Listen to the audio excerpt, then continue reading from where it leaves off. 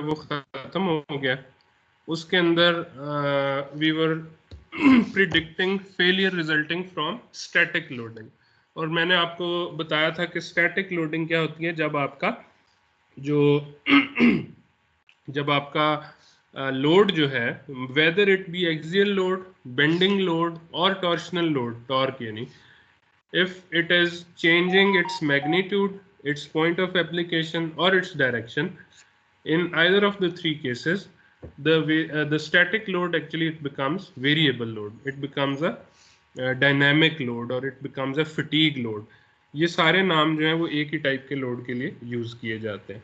अब इस चैप्टर के अंदर, this is chapter number 6 from the book, और इस चैप्टर के अंदर अगर आप कंटेंट्स देखें तो हम थोड़ा सा फटीग का इंट्रोडक्शन करेंगे कि फटीग क्या चीज़ है और मेटल्स में किस तरीके से एक्ट करती है। फटीग जो है वो फटीग जो है उसका बेसिक कॉन्सेप्ट आपने मटेरियल एंड मैन्युफैक्चरिंग का जो कोर्स लास्ट ईयर पढ़ा था उसके अंदर भी आपने देखा होगा कि फटीग क्या चीज़ है और इसको कैसे करेक्टराइज करते हैं। अब इधर इस चैप्टर में हम इसको काफ़ी डिटेल में देखेंगे और इसको फटीग को अवॉइड करने के लिए जो डिज़ाइन थ्योरीज हैं वो किस तरीके से बनेंगी उनको देखेंगे। सबसे पहले हम तीन किस्म के फटीग लाइफ मेथड्स पढ़ेंगे, यानी तीन मेथड्स ऐसे पढ़ेंगे जिसमें हम फटीग को या फटीग के नतीजे में जो मशीन एलिमेंट है उसकी लाइफ कितनी है इसको प्रिडिक्ट करने के लिए तीन मेथड्स हम पढ़ेंगे। The first is stress life method, जो कि आप ये तीन मेथड्स हैं।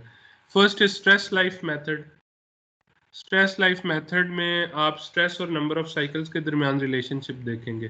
फिर स्ट्रेन लाइफ मेथड है, ठीक है। स्ट्रेस लाइफ मेथड की कुछ लिमिटेशंस हैं, उनको दूर करने के लिए या उनको ओवरकम करने के लिए स्ट्रेन लाइफ मेथड यूज किया। स्ट्रेन और नंबर ऑफ साइकिल्स के दरमियान एक रिलेशनशिप होता है, फाइंड आउट करते हैं। और तीसरा लीनियर इलास्टिक मैकेनिक्स मेथड, जो कि लार्ज जो स्ट्रक्चर्स हैं उनके अंदर अप्लाई किया जाता है। तीनों के अपने अपनी एडवांटेजेस हैं और अपनी अपनी लिमिटेशंस हैं जिनको हम ब्रीफली स्टडी करेंगे। इवेंचुअली जब हम तीनों मेथड्स को इस चैप्टर में स्टडी कर लेंगे, इनकी इक्वेशंस स्पेशली टू सेकंड और थर्ड मेथड की इक्वेशंस जब बना लेंगे, उसके बाद हम वापस फर्स्ट मेथड यानी स्ट्रेस लाइफ मेथड पे चले जाएंगे। और आगे ये जितने भी टॉपिक्स आपको नजर आ रहे हैं ये सारे स्ट्रेस लाइफ मेथड पे बेस करते हैं, ठीक है। फिर हम स्ट्रेस लाइफ मेथड पे वापस चले जाएंगे, एंड्योरेंस लिमिट को पढ़ेंगे, फटीग स्ट्रेंथ को, एंड्योरेंस लिमिट मॉडिफाइंग फैक्टर्स को, स्ट्रेस कॉन्सेंट्रेशन। जैसे हमने स्टैटिक लोडिंग के केस में देखा था, stress concentration was playing a very important part in design या इन एनालिसिस इवन के उसकी वजह से आपको मेजर चेंजेस या अल्ट्रेशन अपने डिज़ाइन में करनी पड़ सकती हैं। इसी तरह फटीग के अंदर भी यही इशू है। ऑल दो स्ट्रेस कॉन्सेंट्रेशन की को हम किस तरीके से डील करते हैं वो थोड़ा सा डिफरेंट है इसमें। फिर fatigue failure criterias for fluctuating stresses हम बनाएंगे, बेसिकली जैसे हमने पिछले चैप्टर में फेलियर थ्योरीज बनाई थी, उसी तरह इस सेक्शन में this is the most important section of this chapter. और ऑब्वियसली सारी चीज़ें इंपॉर्टेंट है क्योंकि सारी बिल्डअप हो रही हैं इस तक पहुंचने के लिए। और यहाँ जब हम पहुंचेंगे तो फटीग फेलियर क्राइटेरिया बनाएंगे, जैसे हमने स्टैटिक लोड के अगेंस्ट फेलियर क्राइटेरिया बनाए थे पिछले चैप्टर में, इसी तरह इस चैप्टर में भी फटीग के अगेंस्ट फेलियर क्राइटेरियाज बनेंगे।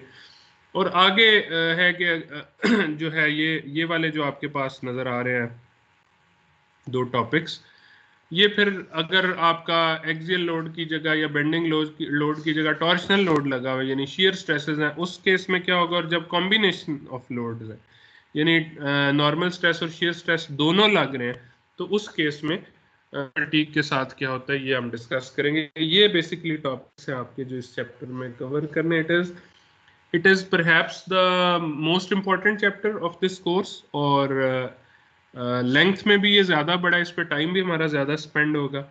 और इस चैप्टर को ख़त्म करने के बाद हम बेसिकली आगे जो है मुख्तलिफ़ किस्म के मशीन एलिमेंट्स पे, मसलन फास्टनर्स पे, पावर स्क्रूज पे, वेल्डिंग पे, गेयर्स पे, हम यही थ्योरीज अप्लाई करेंगे जो चैप्टर 5 और 6 में पढ़ी हैं, और फिर उन सारे एलिमेंट्स के फेलियर को प्रिडिक्ट कैसे करते हैं या डिज़ाइन उनको कैसे करते हैं ये सीखेंगे।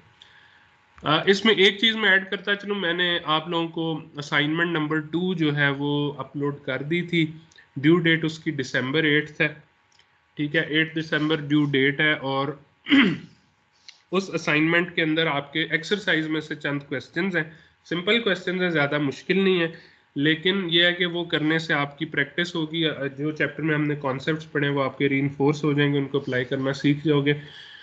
एक चीज़ और इसमें ऐड ये करनी है कि क्विजेज हमने शुरू में कोर्स के शुरू में कहा था कि क्विजेज नहीं होंगे इस कोर्स में, क्योंकि आधी क्लास डीएल मोड में होती थी और आधी class face to face classroom के अंदर फिजिकली प्रेजेंट होती थी, और क्विज लेना थोड़ा सा मुश्किल था कि जो फेस टू फेस लोग बैठे हैं वो और सिचुएशन के अंदर हैं, जो घरों पे बैठे कर रहे हैं वो और, तो वो इवन आउट नहीं हो रहा था सिचुएशन। अब चूंकि आप सारे डीएल मोड में हो और सारे लोग जो हो वो एक ही सिचुएशन के अंदर हो, तो अभी हम क्विज़ स्टार्ट कर देंगे ऑफिशियली। और ये सारे कोर्सेज में ये सिर्फ डॉम के लिए नहीं है, सब कोर्सेज के अंदर इसी तरह हो रहा है। नस्ट की तरफ से इंस्ट्रक्शंस आ गई हैं जी, अब क्विजेस भी लेने हैं, so we are going at least 5 quiz मैं लूँगा इस कोर्स में। पहला क्विज जो है वो मैं चैप्टर 5 में से लूँगा, और वो मैं जब आप लोग असाइनमेंट सबमिट करा दोगे 8 दिसंबर को, उसके बाद लूँगा, ताकि आप लोगों की एक प्रैक्टिस हो चुकी हो फिफ्थ चैप्टर में। So it is very important कि आप असाइनमेंट को खुद करें, समझ के करें, ताकि आप क्विज में बेहतर परफॉर्म कर सकें, ठीक है। तो 8 दिसंबर के बाद मैं किसी टाइम क्विज भी चैप्टर 5 में से ले लूँगा। उसके अलावा आपको मैंने लास्ट वीक भी कहा था कि कोई 1 घंटा डिसाइड कर लें अपने रेगुलर क्लासेस के अलावा, जो सेल्फ स्टडी के पीरियड्स हैं उनके अंदर कोई 1 घंटा डिसाइड करके मुझे बता दें।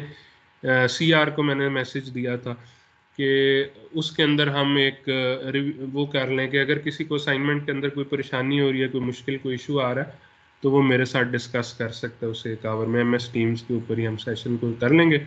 मुझे अरसलान जो है सिंडिकेट ए का सीआर, उसने बताया है जी कि 10:30 11:30 से 12:30 से 12:20 थर्सडे को।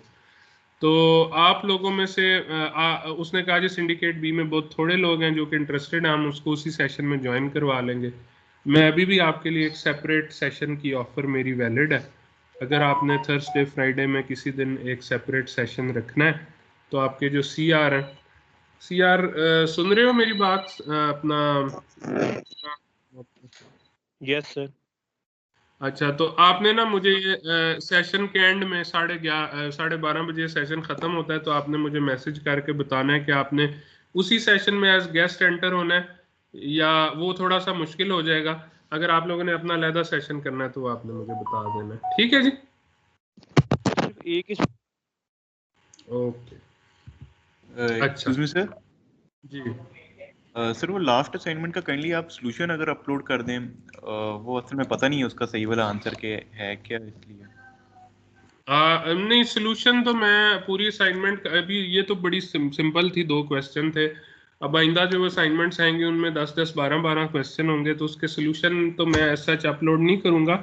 हाँ, आप मेरा जो सेशन होगा उसके अंदर डिस्कस कर सकते हैं, पिछली असाइनमेंट को भी कर सकते हैं डिस्कस, उसकी कि उसको कैसे सॉल्व करना था, ठीक है, वो कर सकते हैं आप बिल्कुल, उसका सोल्यूशन डिस्कस कर सकते हैं, मैं उसकी अप्रोच बता सकता हूँ, ठीक है। वो सोल्यूशन एग्जैक्टली पूरा करके मेरे लिए थोड़ा सा मुश्किल होगा जी।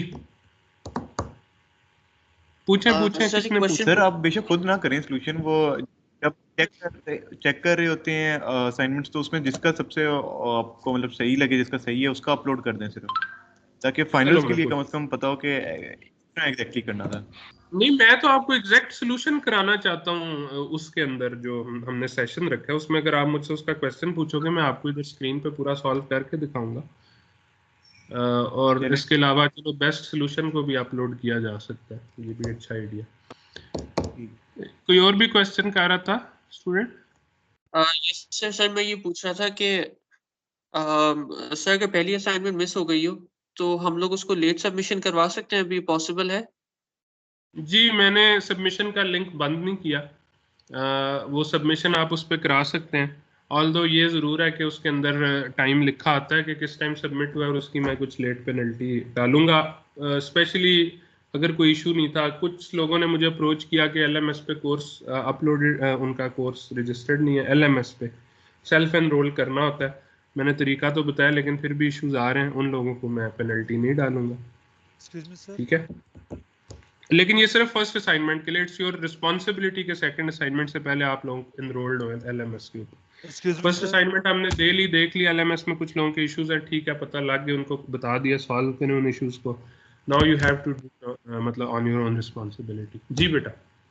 सर वो एलएमएस पे सेल्फ इनरोल नहीं हो सकता, हम लोग को इनरोल नहीं कर पाते कोर्स को, मैंने चेक किया था। क्या इशू आता है? सर वो उस पे लिखा था कि you can not enroll yourself this course, जब उस कोर्स पे जाए तो। चलो ये इशू सॉल्व करते हैं, इसको हम इसका हल निकालते हैं। ठीक है, ओके सर।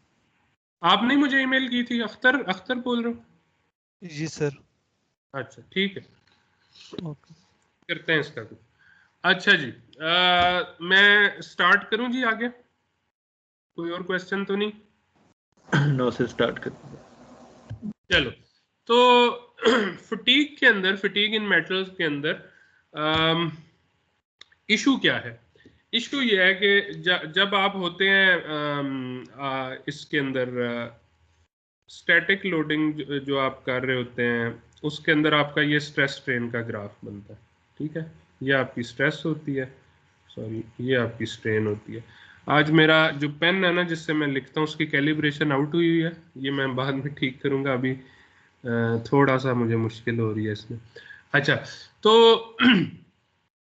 जो यील्ड स्ट्रेंथ है, उससे ये जो यील्ड स्ट्रेंथ है आपके पास, इससे अगर आप नीचे स्ट्रेस लगाते हैं तो इसेंशली स्टैटिक लोड के अंदर आपकी लाइफ इनफाइनाइट होती है। आप जितनी देर मर्जी उस लोड को रखें, the material is never going to fail, it is never going to enter the plastic region and it is never going to lose its shape.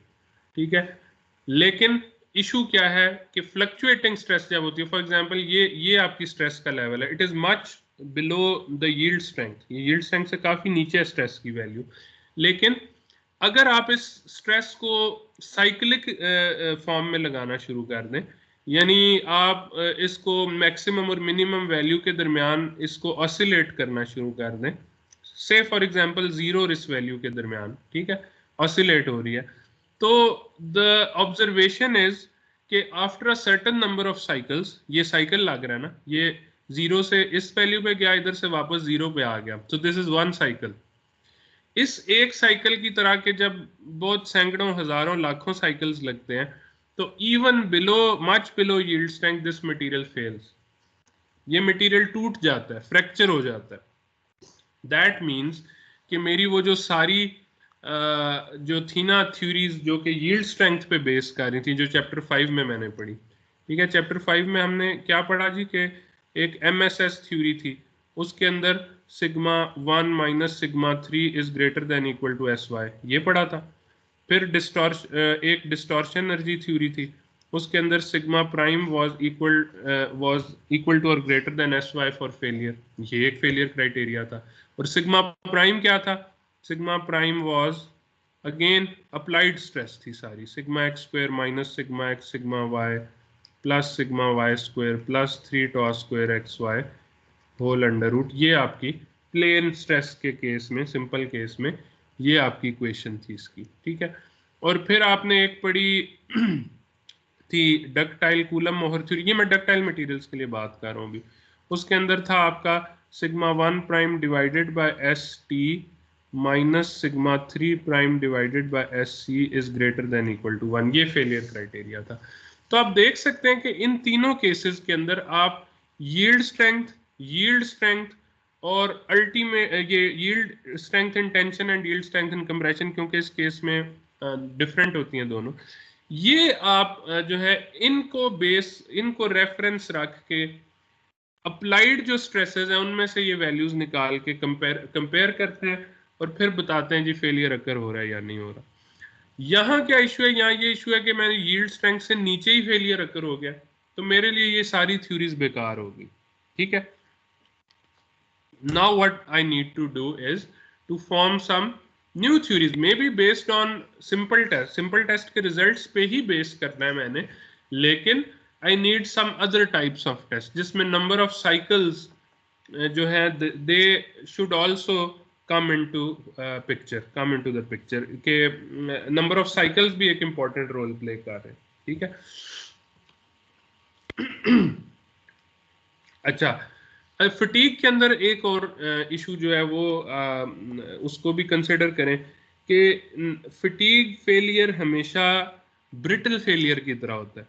यानी ब्रिटल फेलियर की क्या कैरेक्टरिस्टिक्स हैं, क्या उसकी प्रॉपर्टीज हैं कि ब्रिटल फेलियर के अंदर ये होता है कि आप मटेरियल के ऊपर लोड लगाते जाते हैं, स्टैटिक लोड की बात कर रहा हूँ, और वो यील्ड स्ट्रेंथ के फौरन बाद ही फ्रैक्चर स्ट्रेंथ आ जाती है, तो आपका मटेरियल एकदम सडनली फ्रैक्चर कर जाता है, जो ब्रिटल मटेरियल होते हैं, ठीक है।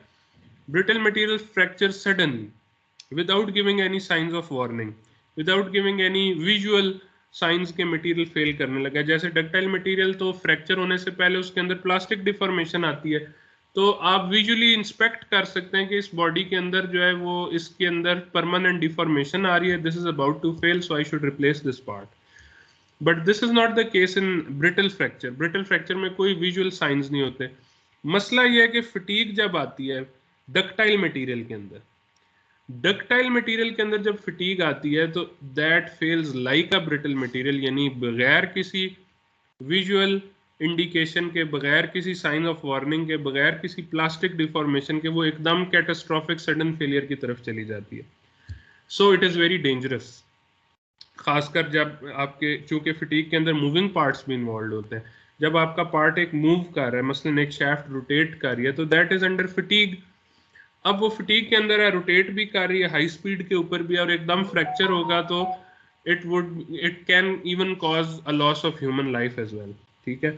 तो it is extremely important to be able to predict when failure in fatigue occurs and before that replace the part. आपको बहुत जरूरी है कि आपको पता हो कि मैंने पार्ट को रिप्लेस किस टाइम पे करना है। अब रोटेटिंग पार्ट्स में फॉर एग्जांपल फटीग क्यों आती है?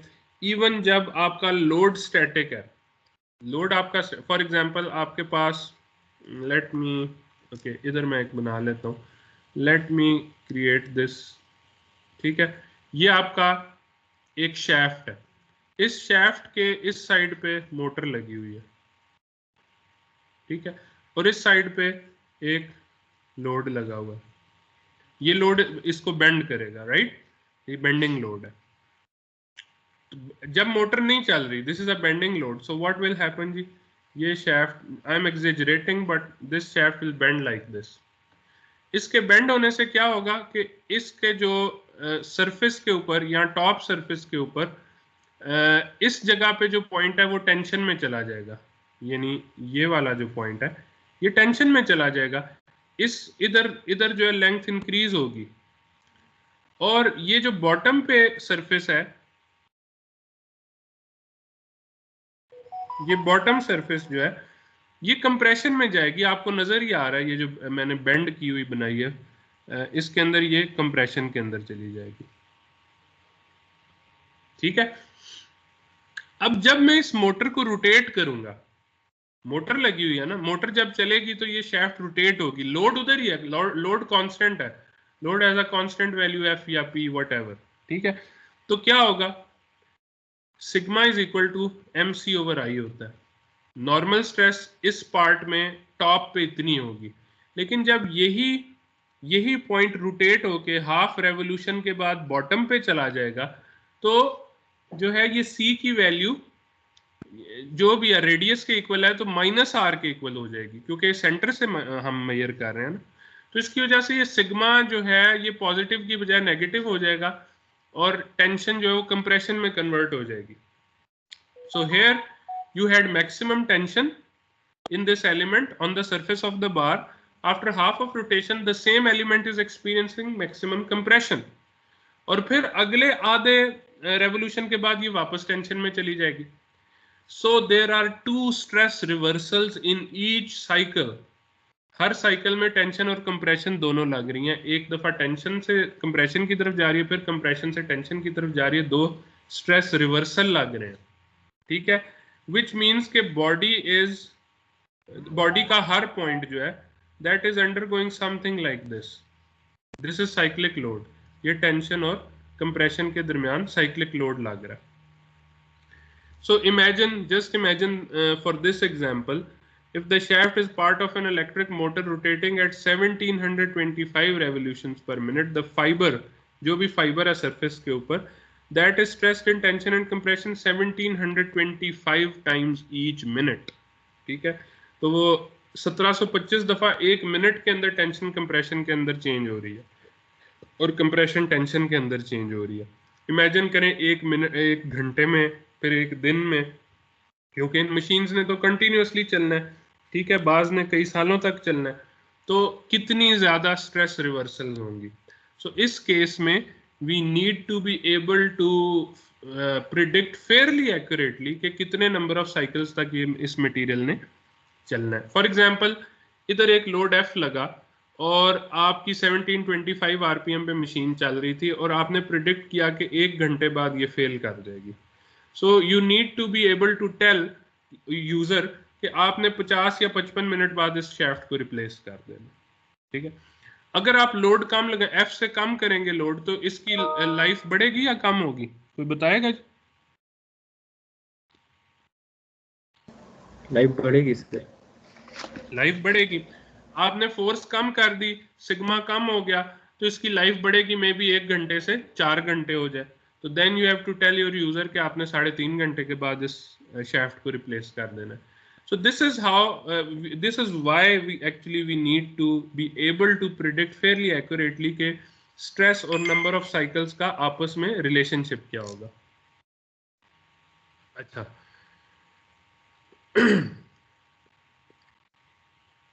तो आपके पास ये जो fatigue जिस स्ट्रेस की वजह से fatigue जनरेट होती है, उसको आप fatigue स्ट्रेस भी कह सकते हैं, उसको variable stress, repeated stress, alternating stress, fluctuating stress, इनमें से कोई भी आप नाम यूज कर सकते हैं.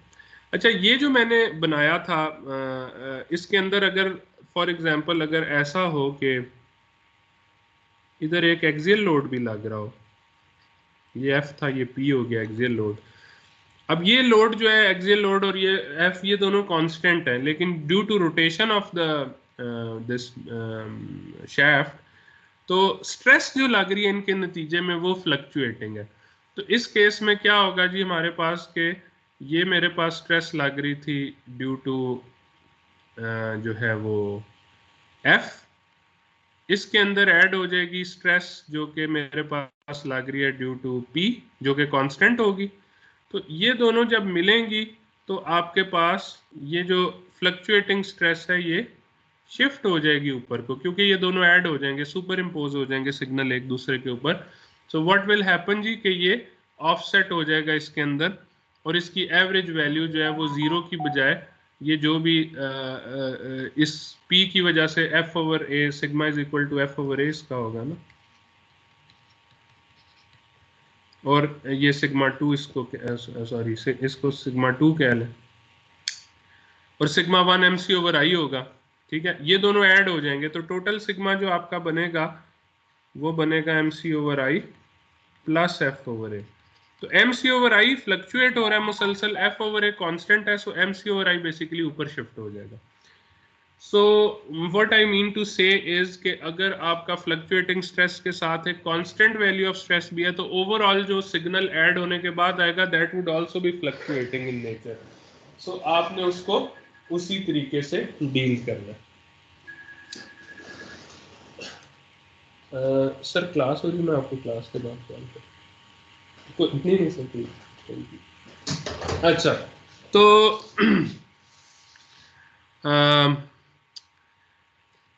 अच्छा, तो इसके बाद देखें कि आपको मैंने ऑलरेडी बता दिया कि इशू ये है कि आपके अल्टीमेट स्ट्रेंथ या यील्ड स्ट्रेंथ से काफी नीचे हो आपकी स्ट्रेस की वैल्यू, लेकिन स्ट्रेस फ्लक्चुएट कर रही हो, तो in that case also the material tends to fail after a certain number of cycles. So you have to be able to predict the value of the number of cycles before which the material breaks down or fails. Fatigue failure warning नहीं देता, ये मैंने आपको already बता दिया है, और brittle material की तरह फेल करता है. एक और स्टैटिस्टिक बड़ी इंटरेस्टिंग है जो मैंने कहीं पढ़ी कि मोर देन 70% प्रैक्टिकल जो फेलियर्स इंडस्ट्री के अंदर हो रहे हैं उनमें 70% फटीग की वजह से होते हैं, only 30% are cause due to static loading. So you can well imagine कि fatigue कितना बड़ा challenge है, कितनी important जो है वो चीज़ है. इसमें एक चीज़ और ऐड कर लें जो इसको थोड़ा सा और चैलेंजिंग बनाता है, वो ये कि fatigue का phenomenon partially understood है. It is not fully understood, it is not completely understood. इसकी साइंस जो है वो fully understood नहीं है. Static loading के अंदर फेलियर जिस वजह से अकर होता है दैट इज फुली अंडरस्टूड, उसकी साइंस एस्टेब्लिश्ड है. जब आपके पास जो है वो आपके पास जब आता है, जब आप लोड करते हैं किसी बॉडी को, क्या होता है जब वो इलास्टिक रीजन के अंदर होती है तो उसके बॉन्ड स्ट्रेच होते हैं. आपने केमिस्ट्री में पढ़ा हुआ है कि बॉडीज जो हैं जो भी केमिकली मटेरियल्स के अंदर या आयनिक बॉन्ड्स होते हैं या कोवेलेंट बॉन्ड्स होते हैं या जो भी बॉन्ड्स होते हैं वो स्ट्रेच करते हैं. ठीक है, वो स्ट्रेच करेंगे. जब आप लोड को रिमूव करेंगे वो वापस अपनी जगह पे चले जाएंगे क्योंकि बॉन्ड किसी अट्रैक्शन की वजह से है ना उधर, तो वो अट्रैक्शन जो है वो उसको वापस अपनी जगह पे ले आएगी. बॉन्ड्स जो स्ट्रेच किए हुए लोड के अंडर वो लोड के रिमूवल पे वापस अपनी जगह पे आ जाते हैं. जब आप मजीद लोड डालते हैं, ऐड करते हैं, जब प्लास्टिक रीजन में बॉडी चली जाती है, प्लास्टिक रीजन क्या होता है बेसिकली क्रिस्टलोग्राफिक प्लेन्स होते हैं बॉडी के अंदर, मेटल्स के अंदर, वो एक दूसरे के ऊपर स्लिप करते हैं और ये इरिवर्सिबल प्रोसेस है क्योंकि जब आप लोड को रिमूव करते हैं लोड के एक्शन के अंडर वो स्लिप तो कर गए एक दूसरे के ऊपर, लेकिन जब लोड रिमूव हुआ तो वो वापस नहीं जाएंगे अपनी जगह, वो उधर ही रहेंगे. तो ये आपकी प्लास्टिक डिफॉर्मेशन होगी. अनलेस कि आप रिवर्स डायरेक्शन में उतना ही लोड डालें फिर वो शायद स्लिप होके वापस जाए और किसी हद तक मटेरियल की डिफॉर्मेशन रिवर्स हो जाए. लेकिन otherwise just removal of the load does not make the material go back to its original shape क्योंकि there is permanent deformation due to slippage of the grains या क्रिस्टलोग्राफिक प्लेन्स जो आपने materials के course में पढ़े होंगे उसकी वजह से. और अल्टीमेटली फ्रैक्चर कब होता है? जब आप लोड इतना ज्यादा बढ़ा देते हैं कि बॉन्ड्स टूटना शुरू कर देते हैं. बॉन्ड्स की जो थ्रेशोल्ड वैल्यू है स्ट्रेस को बियर करने की, ठीक है, वो आप लोड को उससे ऊपर चले जाते हैं तो बॉन्ड्स ब्रेक हो जाते हैं और फ्रैक्चर हो जाता है. तो this is a very established science static loading के. फटीग के अंदर कैसे फेलियर अकर हो रहा है it is only partially understood.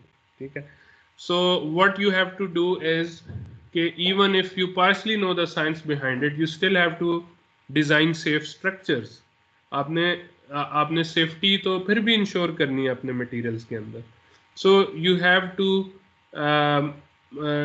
use the knowledge that is available to you and apply it in a way कि आप this is actually the definition of engineering कि आप फिर उस चीज़ को you have to make it work. You have to make it work using the science behind it.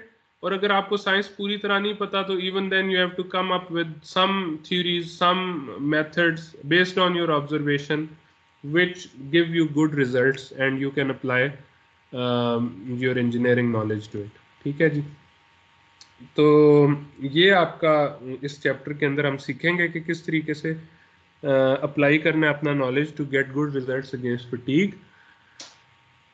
Fatigue के अंदर stresses जो हैं they can be axial, flexural, torsional, यानी जो स्टैटिक लोड्स थे उसी तरह के अगर लोड्स जो हैं वो वेरिंग लोड्स लग जाए, वेरिंग एक्सियल लोड लग जाए, वेरिंग फ्लेक्सुरल या बेंडिंग लोड लग जाए या वेरिंग टॉर्शनल लोड लग जाए तो तीनों आपके लिए फटीग को कॉज करेंगे. इनका कॉम्बिनेशन भी लग सकता है. ठीक है, अच्छा, तीन अब जो हैं वो स्टेजेस हैं फटीग की मेटल्स के अंदर. The first one is called crack initiation. Crack initiate जो होता है, क्रैक इनिशिएट होने तक जो मटेरियल की स्टेज है उसको फर्स्ट स्टेज कहते हैं. और क्रैक इनिशिएट कब होता है? क्रैक इनिशिएट तब होता है जब आपकी कोई मटेरियल के अंदर कोई ज्योमेट्री के अंदर कोई डिसकंटिन्यूटी है, स्ट्रेस कंसंट्रेशन वाला कोई रीजन है या कोई होल है, नॉच है, कोई ऐसी चीज है जिसकी वजह से क्या होता है कि आपकी स्ट्रेस की वैल्यू एक्चुअल नॉमिनल स्ट्रेस की वैल्यू से बहुत बढ़ जाती है. ठीक है, और एक्चुअली आप तो स्ट्रेस लगा के यही समझ रहे हैं कि हम यील्ड स्ट्रेस के बिलो हैं, ठीक है, यील्ड स्ट्रेस से नीचे हैं हम। लेकिन एक्चुअल में क्या हो रहा होता है कि ड्यू टू स्ट्रेस कॉन्सेंट्रेशन आप किसी लोकल पॉइंट के ऊपर, किसी लिमिटेड जगह के ऊपर यील्ड स्ट्रेंथ को क्रॉस कर चुके होते हैं और उस पॉइंट के ऊपर लोकल प्लास्टिक डिफॉर्मेशन हो जाती है। अब क्या होता है कि स्टैटिक लोड के अंदर तो यहाँ पे बात खत्म हो जानी थी, उधर लोकल प्लास्टिक डिफॉर्मेशन आ गई, दैट्स इट। बट यहाँ पे क्या हो रहा है, यहाँ पे लोड रिमूव हो रहा है, उसके बाद दोबारा लग रहा है, फिर लोड रिमूव हो रहा है, फिर दोबारा लग रहा है। उसकी वजह से वो जहाँ पे प्लास्टिक डिफॉर्मेशन हो रही थी वहां पे बार बार साइकिल प्लास्टिक डिफॉर्मेशन होना शुरू हो जाता है, प्लास्टिक डिफॉर्मेशन के साइकिल्स शुरू हो जाते हैं, जिसकी वजह से क्रैक इनिशिएट हो जाता है। ठीक है, शुरू में तो ये क्रैक जो है वो माइक्रो लेवल का होता है, आप इसको नेकेड आई से नहीं देख सकते, सिर्फ माइक्रोस्कोप के नीचे देख सकते हैं। बट आहिस्ता आहिस्ता आहिस्ता वो क्रैक एक मैक्रो स्केल पे चला जाता है। ठीक है, so that is incremental crack propagation. Crack जो है वो प्रोपेगेट करता है, ट्रेवल करना शुरू कर देता है मटेरियल के अंदर। This is stage 2। ठीक है, स्टेज 2 में माइक्रो क्रैक से आप मैक्रो क्रैक में चले जाते हैं और वो क्रैक जो है वो उसका साइज बढ़ना शुरू हो जाता है। स्टेज 3 में क्रैक जो है वो किसी थ्रेशोल्ड वैल्यू तक पहुंच जाता है और the material can no more bear the और सपोर्ट द स्ट्रेस, और फिर there is a sudden and catastrophic failure that occurs, there is fast fracture. So ये 3 स्टेजेस होती हैं आपकी स्ट्रेस की, इसकी फटीग की।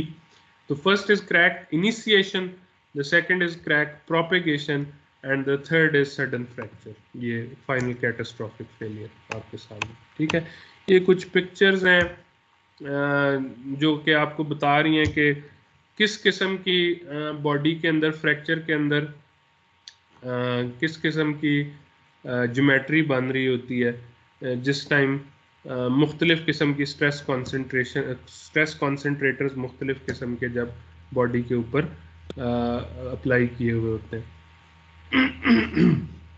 ये फटीग फ्रैक्चर की स्कीमेटिक्स है। Okay, approach to fatigue failure in analysis and design. ठीक है, ये मैंने आपको ऑलरेडी बता दिया कि it is a combination of science and engineering, और इसमें हम 3 बेसिक मेथड्स यूज करते हैं। The first method is stress life method. ठीक है, स्ट्रेस लाइफ मेथड, ये वाला स्ट्रेस लाइफ मेथड क्या करता है, इसके अंदर हम स्ट्रेस और लाइफ क्या है, life is can be minutes, hours, days, months, years, और it can be number of cycles. ठीक है, तो हम इधर फटीग के अंदर लाइफ हमेशा नंबर ऑफ साइकिल्स के साथ उसको करते हैं रिलेट, क्योंकि नंबर ऑफ साइकिल्स, अगर आपको फ्रीक्वेंसी पता है लोड की, तो number of cycles can be easily converted to time. So first is a relationship between stress and number of cycles. The second is relationship between strain and number of cycles. ये जो पहला method है stress life method, इसकी कुछ limitations हैं, although ये easy to apply है, लेकिन इसकी कुछ लिमिटेशंस हैं जिसकी वजह से हम स्ट्रेन लाइफ मेथड भी यूज करते हैं इन अंडर सर्टेन केसेस। और there is another method which is linear elastic fracture mechanics method. This is also a very practical method for large structures, जो बड़े बड़े स्ट्रक्चर्स होते हैं जिनमें से for example cracks already present होते हैं, ब्रिजेस हैं बड़े बड़े, उनके अंदर आपके जो जॉइंट्स हैं उनके अंदर वेल्डिंग हुई है। वेल्डिंग इज अ वेरी यानी इम्परफेक्ट बनता है उससे, उसके अंदर क्रैक्स मौजूद होते हैं ऑलरेडी। तो जिन मटेरियल्स बड़े बड़े स्ट्रक्चर्स के अंदर ऑलरेडी क्रैक्स प्रेजेंट होते हैं उनमें हम linear elastic fracture mechanics method को यूज करके फेलियर को प्रिडिक्ट करते हैं। अच्छा, जो स्ट्रेस लाइफ मेथड है, this is least accurate but most frequently used. Accuracy इसकी कम है, लेकिन because of ease of application इसको अप्लाई करना बड़ा आसान है, इसकी वजह से इसको सबसे ज्यादा यूज किया जाता है। हमारा चैप्टर भी आगे हम इन तीनों को ब्रीफली स्टडी करेंगे और उसके बाद जो हम सारी थ्योरीज बनाएंगे वो स्ट्रेस लाइफ मेथड के ऊपर ही बनाएंगे। स्ट्रेस लाइफ मेथड को आप लो साइकिल फटीग में यूज नहीं कर सकते. लो साइकिल फटीग इज चलें, I don't have a figure right here, but low cycle fatigue is something when आपके पास स्ट्रेस और नंबर ऑफ साइकिल्स का अगर आप ग्राफ बनाएं, और ये graph by the way logarithmic scale पे होता है, इधर 10 रेज़ पावर 0 है, इधर 10 रेज़ पावर 1 है, इधर 10 रेज़ पावर 2 है, इधर 10 रेज़ पावर 3 है, एंड सो ऑन. तो 10 रेज़ पावर 0 से 10 रेज़ पावर 3 के दरमियान जो आपके जो है डाटा पॉइंट्स हैं, those are called low cycle fatigue. अगर आपका मटेरियल 1000 साइकिल से पहले फेल हो रहा है तो that is low cycle fatigue. ठीक है. अगर आपका मटेरियल 10 रेज़ पावर 3 साइकिल्स यानी 1000 साइकिल्स से नहीं 1000 साइकिल्स से ज्यादा साइकिल्स के ऊपर फेल हो रहा है तो that is high cycle fatigue. ठीक है जी. ये फर्क है लो साइकिल और हाई साइकिल फटीग में. Stress life method is particularly inaccurate, specially inaccurate in low cycle fatigue applications, इसलिए उसमें इसको यूज नहीं करते, उसमें स्ट्रेन लाइफ मेथड को यूज कर लेते. और जो हाई साइकिल फटीग है उसके अंदर हम इसको फिर भी यूज कर सकते हैं. इट इज बेटर, यानी लो साइकिल फटीग की निस्बत बहुत बेहतर रिजल्ट्स देता है हाई साइकिल फटीग के अंदर. ओके. स्ट्रेन लाइफ मेथड में स्ट्रेन और नंबर ऑफ साइकिल्स का रिलेशनशिप हम स्टडी करते हैं, और ये लो साइकिल फटीग एप्लीकेशंस के अंदर भी अच्छे रिजल्ट्स देता है, लेकिन इसकी अपनी कुछ लिमिटेशंस हैं, वो हम स्टडी कर लेंगे. फ्रैक्चर मैकेनिक्स मेथड मैंने आपको पहले बताया कि it predicts crack growth with respect to stress intensity. ठीक है. ये स्ट्रेस और क्रैक ग्रोथ का आपस में रिलेशनशिप फाइंड आउट करता है और देखता है कि क्रैक अपनी लेंथ में थ्रेशोल्ड वैल्यू पे बाद फेलियर अकर कर जाएगा, ये उस पॉइंट को प्रिडिक्ट करता है. पहले हम थोड़ी सी अब क्या करते हैं कि हम टाइप्स ऑफ लोडिंग की बात कर लेते हैं स्ट्रेस के अंदर, इसमें फटीग स्ट्रेस के अंदर या फटीग लोडिंग के अंदर. सबसे पहली जो टाइप ये आपको आपके सामने नजर आ रही है, this is known as alternating और रिवर्सिंग स्ट्रेस. ठीक है. अल्टरनेटिंग और reversing stress. It is also known as completely reversed stress. इसकी खास बात क्या है जी? इसकी खास बात यह है कि इसकी मीन वैल्यू 0 होती है. सिग्नल की मीन वैल्यू 0 है. It is oscillating about the mean position which is 0. तो इसमें सिग्मा मैक्स और सिग्मा मिन दोनों की मैग्नीट्यूड बराबर होती है. ये पॉजिटिव है, ये नेगेटिव है, इसलिए मीन वैल्यू 0 है. शुरू में हम जो भी ये stress life method, strain life method और linear fracture elastic mechanics method पढ़ेंगे, ये इसी किस्म की स्ट्रेस के लिए पढ़ेंगे. ठीक है. उसके बाद अगली रिपीटेड स्ट्रेस. रिपीटेड स्ट्रेस वो स्ट्रेस है जो कि 0 और सिग्मा मैक्स के दरमियान ऑसिलेट कर रही है. So it's mean value is non zero. Mean value 0 नहीं है. ठीक है. फिर है combined steady and cyclic stress. This is a stress experience in practice is a cyclic stress imposed on a steady load stress. जो मैंने अभी आपको एग्जांपल दी थी ना शाफ्ट की, जिसके अंदर एक्सियल लोड भी लग रहा था, ये उस तरह की चीज़ है कि इसके अंदर एक कंप्लीटली रिवर्स्ड लोड है और एक जो है वो आपका स्टेडी लोड है. इन दोनों को जब ऐड किया तो आपके पास एक ऐसी आ सकती है जनरल टाइप ऑफ स्ट्रेस जिसका मीन वैल्यू जो है, ये जो मीन वैल्यू इधर आपको नजर आ रही है, mean value this is non zero और इसकी मिनिमम और मैक्सिमम वैल्यूज भी non zero. So it is the most general kind of stress. तो जब हम ये तीनों स्ट्रेस मेथड्स पढ़ लेंगे, उसके बाद हम आखिर में जो फटीग की थ्योरीज बनाएंगे फटीग फेलियर की को प्रिडिक्ट करने की, वो इस किस्म की लोडिंग के लिए बनाएंगे. This is a most general type of cyclic load. है साइक्लिक लोड. रैंडम लोड जो होते हैं, रैंडम लोड भी फटीग होती है, वो भी फटीग कॉज करती है. Random load is something like, मतलब कोई भी लोड हो सकता है, जैसे ये एक रैंडम लोड है. ठीक है. ये भी फटीग कॉज करेगा, लेकिन इसको हम इस चैप्टर के अंदर डील नहीं कर रहे. This is more difficult to, इसकी मैथमेटिकल मॉडल ज्यादा डिफिकल्ट है. तो तो बहुत सारे केसेस, फॉर एग्जांपल आपकी गाड़ी जा रही है, आप कार ड्राइव करते हैं और उसका शॉक एब्जॉर्बर है जिसके ऊपर जो है मुख्तलिफ किस्म के लोड लगते हैं, फटीग लोड लगते हैं, and those are random in nature. Why? Because may be you are driving on a very smooth road, may be you are driving on gravel, आप कच्ची सड़क पे चला रहे हैं, तो आपकी जो स्ट्रेस स्प्रिंग के ऊपर या आपके शॉक एब्जॉर्बर के ऊपर स्ट्रेस आएगी, that would be very random in nature. या इसी तरह आपका एरोप्लेन है, एरोप्लेन का विंग है, उसके ऊपर बहुत सारी स्ट्रेसेस आती हैं, but those are again random in nature because आपकी विंड की speed at a given day different हो सकती है, आपके एयरप्लेन की स्पीड डिफरेंट है, अल्टीट्यूड जो है कितना है उससे एयर रेजिस्टेंस का पता चलता है. तो ये सारी वो चीज़ें जो कि चेंज होती हैं और आप प्रिडिक्ट नहीं कर सकते बहुत एक्यूरेटली कि किस टाइम पे through out the life cycle. ठीक है, थाउजेंड्स ऑफ डेज के लिए आप नहीं प्रिडिक्ट कर सकते कि एरोप्लेन के विंग के ऊपर एग्जैक्टली किस टाइम पे कितनी स्ट्रेस लग रही होगी. So these are random stresses. जो हम इस चैप्टर के अंदर साइक्लिक लोड्स, ये ज्यादातर रोटेटिंग मशीन पार्ट्स के अंदर होते हैं. ठीक है, वो आप प्रिडिक्ट कर सकते हैं कि जी इतना लोड होगा, साइक्लिक लोड होगा, ये स्टेडी स्टेट कंपोनेंट है, ये टॉर्शनल कंपोनेंट है, ये जो है कंपोनेंट है, तो ये एक साइकिल बन रहा है लोड का, लोडिंग का. फिर आप number of cycles predict chapter में सारा सीखेंगे.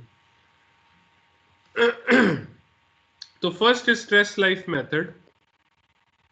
इसके अंदर आप बेसिकली सबसे पहले आपको डेटा चाहिए किसी भी मटेरियल का. फॉर एग्जांपल ये डेटा है, ये G41-300 स्टील, ये एक एलॉय है आयरन का.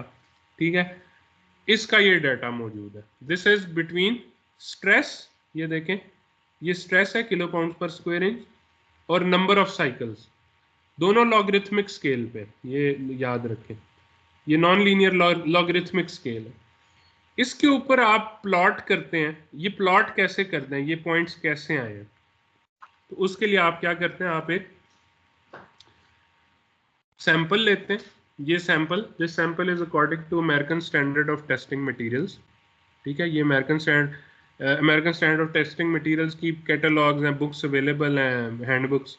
उसके अंदर हर टेस्ट के लिए एग्जैक्टली वो टेस्ट किस डायमेंशन के पार्ट के ऊपर आपने परफॉर्म करना है, उसकी सारी डिटेल्स दी होती हैं, ज्योमेट्री की भी, सरफेस फिनिश की भी, हीट ट्रीटमेंट की भी. ठीक है, आप उस तरह के सैंपल बना लेते हैं. फिर आप क्या करते हैं जी, आप इस सैंपल को ये RR Moore high speed rotating beam machine के अंदर लगाते हैं. ये एक रोटेटिंग बीम मशीन है. इसके अंदर क्या हो रहा है, इसके अंदर आपने ये जो सैंपल था जो मैंने आपको दिखाया वो इधर लगा हुआ. ठीक है, दो जो है वो बेरिंग्स के दरमियान इसको फिक्स किया हुआ, और ये राइट साइड जो है ये this is connected to a motor. ठीक है, एक AC मोटर के साथ लगी हुई है जिसको आप एक सर्टेन RPM पे रोटेट कर सकते हैं. और लेफ्ट साइड जो इसकी, ये इधर एक काउंटर लगा हुआ जो कि काउंट कर रहा है कि कितनी रोटेशंस हुई हैं, कितनी रेवोल्यूशंस हुई हैं. ये जो है लोड लगा हुआ है. तो ये जो बीम है, यानी जो आपका सैंपल है, वो बेसिकली इस तरह सैंपल है, और इसके ऊपर इस साइड पे, एक साइड पे बीम ये लोड लगा हुआ है. ठीक है, इस साइड पे मोटर है, इस साइड पे काउंटर है, और ये बेसिकली इस तरीके से बेंड हो रही है. और जब मैं मोटर को ऑन करूंगा, मोटर को चलाऊंगा, तो इसका हर फाइबर जो है वो tension compression, tension compression, tension compression, इसके साइकिल्स इसके चलेंगे. अब ये जो लोड है, इसकी वजह से इसके ऊपर स्ट्रेस आएगी MC/I, sigma is equal to MC/I, और this stress is much lower than the yield strength. आप यील्ड स्ट्रेंथ से इसको कम रखते हैं, तो फिर भी after certain number of cycles ये ब्रेक कर जाएगा, और जिस वैल्यू पे ब्रेक करेगा तो काउंटर वहां पे रुक जाएगा, क्योंकि इनका आपस में कनेक्शन खत्म हो जाएगा. काउंटर रुक जाएगा, मोटर चलती भी रहे तो काउंटर रुका रहेगा. तो आप whenever you come to take the reading, अगर ये टूट गया हुआ बीच में से, तो आप काउंटर की वैल्यू देख सकते हैं कि इस वैल्यू ऑफ स्ट्रेस के ऊपर, ये जो sigma is equal to MC/I है, इसके ऊपर नंबर ऑफ साइकिल्स वो आप इधर से पढ़ सकते हैं. तो जब आप लगाएंगे ना stress equal to ultimate strength, ये देखें, ये आपने पहला पॉइंट दिया, इसमें अल्टीमेट स्ट्रेंथ क्या होती है? अल्टीमेट स्ट्रेंथ तो वो स्ट्रेंथ है या स्ट्रेस की वो वैल्यू है जिसके ऊपर जो है मटेरियल स्टैटिक लोड के अंदर भी फेल कर जाता है। अल्टीमेट स्ट्रेंथ पे फेल कर जाता है, is the maximum stress that can be applied on a material. तो इसका मतलब है कि ये 10⁻�0 के ऊपर आपने इस पॉइंट को लगा देना, यानी ये पहले साइकिल में ही फेल कर जाएगा एसयूटी के लिए, एसयूटी जितने लोड पे। तो आपने ये पॉइंट लगा दिया जाए। इसके बाद आपने नया सैंपल लिया, उसके ऊपर ये जो आपने बेंडिंग लोड लगाया था एफ, इसकी वैल्यू को थोड़ा सा कम कर दिया ताकि सिग्मा की वैल्यू भी कम हो जाए। सिग्मा की वैल्यू कम होने से नंबर ऑफ साइकिल्स कुछ बढ़ेंगे, ठीक है। तो आप फॉर एग्जांपल इधर आए, आपने ये 90 के अराउंड, 90 के psi के अराउंड आपने जब लोड लगाया तो ये 100 साइकिल्स के ऊपर फेल हुआ। फिर आपने लोड को और कम किया और फिर चलाया, फिर ये 10 साइकिल्स हैं, ये 100 साइकिल्स पे फिर फेल किया। इस तरह करते करते आप स्ट्रेस को कम करते जाएं। After dozens of experiments, after conducting dozens of experiments, you will be able to complete this graph which is known as SN curve, ठीक है। इसको SN कर्व या SN ग्राफ कहते हैं। S is for stress and N is for life. So stress life graph या stress life method, ठीक है। अब जैसे मैंने आपको पहले बताया था कि 1000 cycles से पहले this method is not accurate, so it shouldn't be applied. इसको कहते हैं लो साइकिल, लो फटीग साइकिल्स, और 10⁻³ से ऊपर हाई साइकिल फटीग, ठीक है। इस यहाँ पे ये थोड़ा सा बेहतर रिजल्ट्स देता है, इसको यूज किया जा सकता है। अच्छा जी, तो होता क्या है, once we make this graph, तो फिर हम इस ग्राफ की जो लाइंस हैं इनकी कुछ इक्वेशंस लिख सकते हैं स्पेसिफिक मटेरियल्स के लिए, और फिर हम प्रिडिक्ट कर सकते हैं without actually conducting the experiment. सिर्फ इस डाटा को, ये डाटा या ये ग्राफ जो है ये बहुत सारे मटेरियल्स के लिए अवेलेबल है, ठीक है। इनके ऊपर जो वैल्यूज आ रही हैं वो अवेलेबल है, तो उनको यूज करते हुए हम मैथमेटिकल मॉडल बना लेते हैं जिससे हम बगैर टेस्ट परफॉर्म किए लाइफ ऑफ द मटेरियल उसको जज कर सकते हैं, ठीक है जी। और टाइम तो हो गया, पर मुझे भी थोड़ा सा 1-2 मिनट दे दो ना यार, 15-20 मिनट लेट शुरू हुई है क्लास तकरीबन। तो उसके अंदर फिर यह है कि आपके पास 2 इम्पॉर्टेंट चीज़ें आती हैं इस स्ट्रेस लाइफ मेथड के अंदर। आपके पास 2 इम्पॉर्टेंट चीज़ें हैं। One is endurance limit, probably आपने ये अपने मटेरियल्स एंड मैन्युफैक्चरिंग के कोर्स में ये टर्मिनोलॉजी सुनी होंगी। One is endurance limit and the other is fatigue strength, ठीक है। Let me share this again.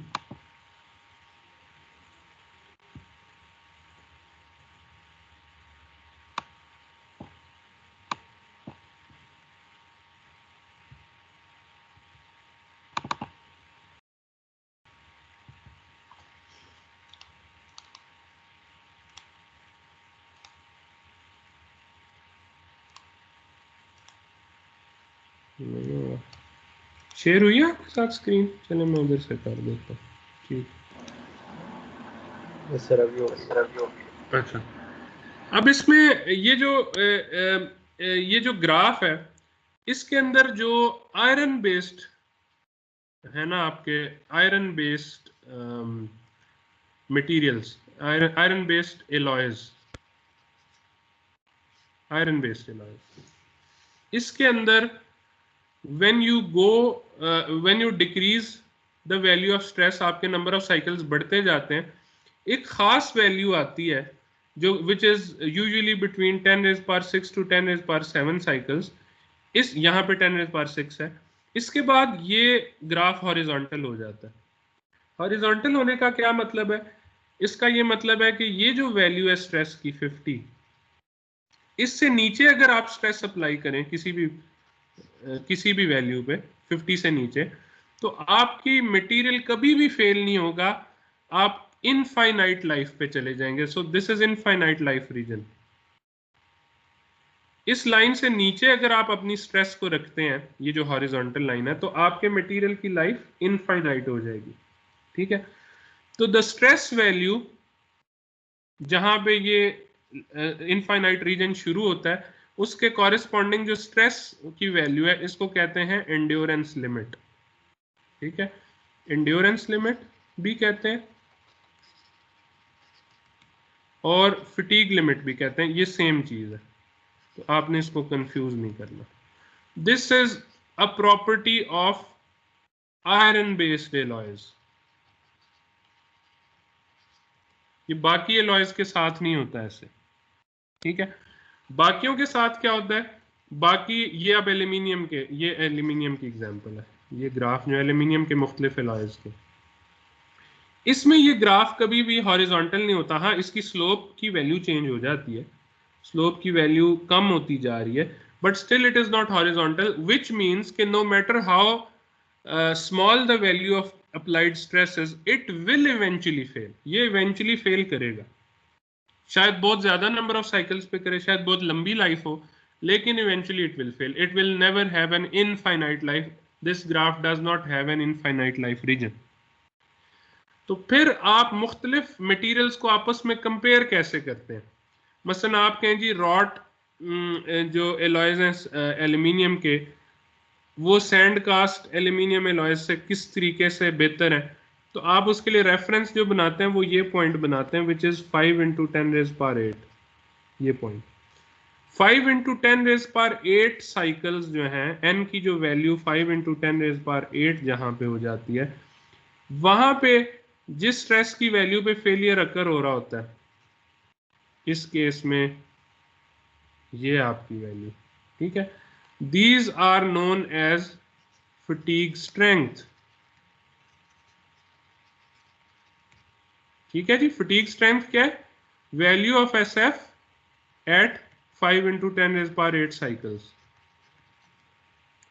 This is just a reference point to compare between different materials. आप अगर कहें जी कि फलाना मटेरियल फलाने से बेहतर है फटीग के अंदर, तो कैसे बताएंगे? आप कहेंगे उसकी फटीग स्ट्रेंथ बेहतर है, और जब आप कहेंगे फटीग स्ट्रेंथ बेहतर है, ऑटोमेटिकली आपको पता होना चाहिए we are talking about the value of S F at 5 × 10⁸ cycles. ये उन मटेरियल्स के लिए जो एंड्योरेंस लिमिट को एग्जिबिट नहीं करते, जिनकी एंड्योरेंस लिमिट नहीं होती। तो ये आपने एक डिफरेंस याद रखना है, एंड्योरेंस लिमिट या फटीग लिमिट इसको एस ई कहते हैं, और फटीग स्ट्रेंथ इसको एस एफ कहते हैं। ठीक है, और ये आयरन बेस्ड मटेरियल्स की प्रॉपर्टी है, आयरन बेस्ड एलॉयज की, और ये अदर मटेरियल्स के लिए।